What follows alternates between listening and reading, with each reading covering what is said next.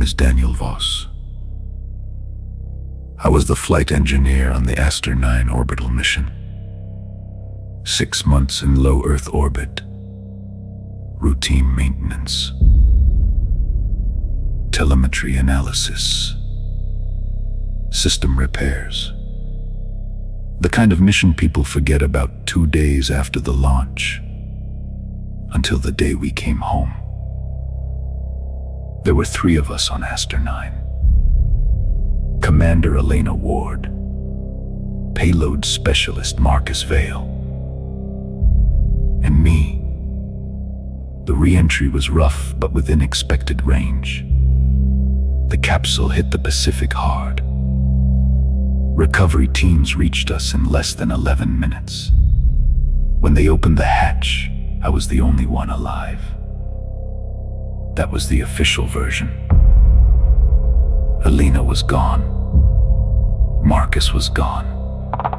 Their couches were empty, their harnesses cut loose as if they had never been there. Mission Control told me I had suffered acute stress, oxygen fluctuation, and memory distortion during re-entry. They said I had imagined the others in those final minutes. I knew that was a lie. I remembered Elena speaking to me just before the blackout. I remembered Marcus pounding on the inner hatch and screaming that something outside the cupola was moving. And I remembered the final 12 minutes before re-entry.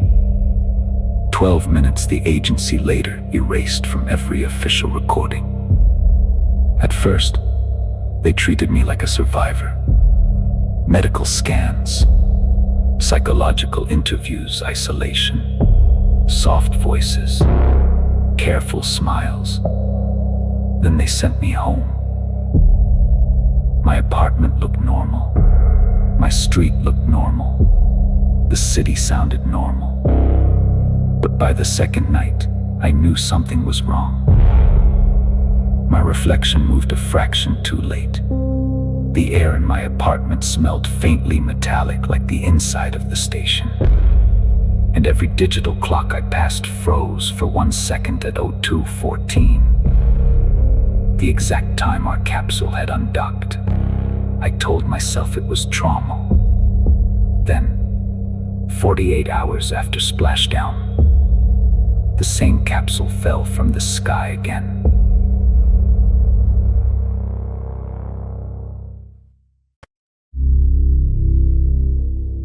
They found it in the Atlantic this time. Same burn pattern, same hull damage, same mission markings, same fractured antenna. I only saw the footage because someone inside the agency sent it to me anonymously. Recovery divers opened the capsule, and inside, strapped into my own seat, was me. Not someone who looked like me.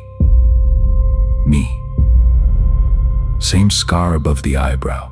Same blood vessel burst in the left eye from re-entry pressure. Same mission ring tied to the wrist cord. The second Daniel Voss was alive. He was taken to a secure medical wing outside Houston. No press release. No announcement. No explanation. The agency locked everything down within the hour. I should have run. Instead, I broke into the message that had been sent with the footage.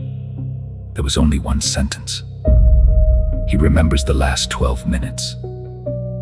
The next day, 2 men in plain gray jackets came to my building. Not police, not military. They asked polite questions. How was I sleeping? Did I remember anything unusual during deorbit? Had I experienced duplication, displacement, or environmental inconsistency? That was the phrase they used, environmental inconsistency. I asked what that meant. Neither of them answered. One only looked at me and said, "Mr. Voss, if you notice anything that feels almost right, contact us immediately." That night, I looked out my window and saw the moon. It was wrong. Not in shape, not in brightness, Wrong in distance, too close, like a stage light hanging just beyond the skyline. And for the first time, I noticed that the stars over the city did not move.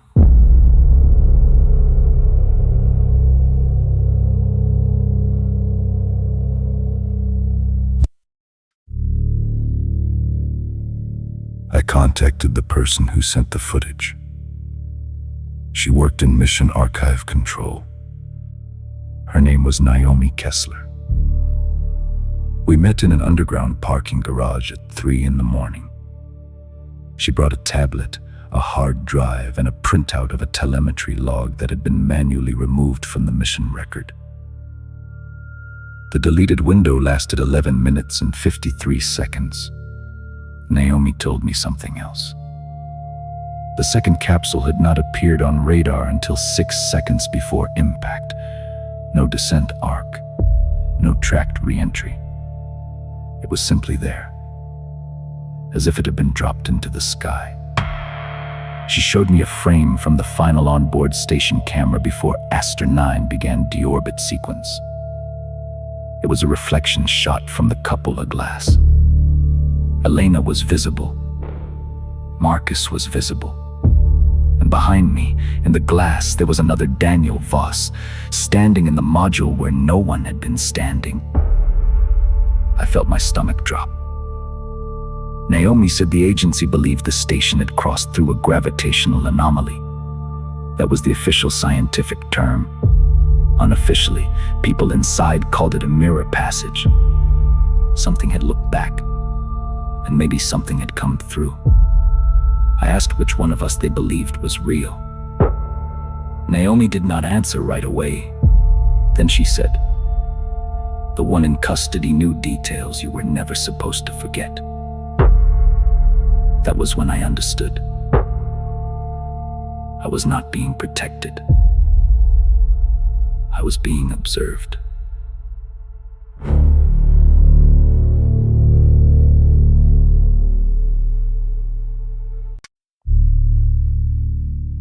Naomi arranged a meeting. Off record. No cameras. No agency supervision. The second me was being held in an underground research wing behind biometric locks and internal blast doors.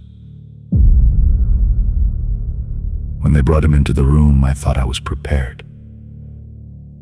I was not.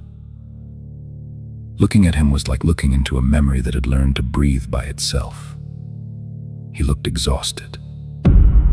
Older. Somehow. He sat down and stared at me for a long time. Then he said, "You made it down first." I asked him what happened in the missing 12 minutes. He told me this. Minutes before deorbit, Marcus saw movement outside the station. Not debris, not a reflection, a shape. Something attached to the exterior like a human silhouette made of darkness. Elena checked external cameras. Nothing. But when she turned back, the earth below the station was wrong. The continents were slightly misplaced, cloud systems repeated in symmetrical patterns. City lights formed circles where no city should have been. Then mission control called, but the voices were delayed, flat, too calm, and they kept asking the same question. Confirm visual integrity of Earth. Not crew status, not oxygen, not trajectory, Earth. Marcus tried to override the external feed. That was when he saw it. The station had not moved. Earth had. He said the planet below was copying itself in layers, like a reflection trying different versions. Then something appeared inside the cupola glass. Not outside it. Inside. A second interior. A second crew. A second Daniel. The man in front of me lowered his voice and said, "One of us boarded the capsule from the wrong side of reality."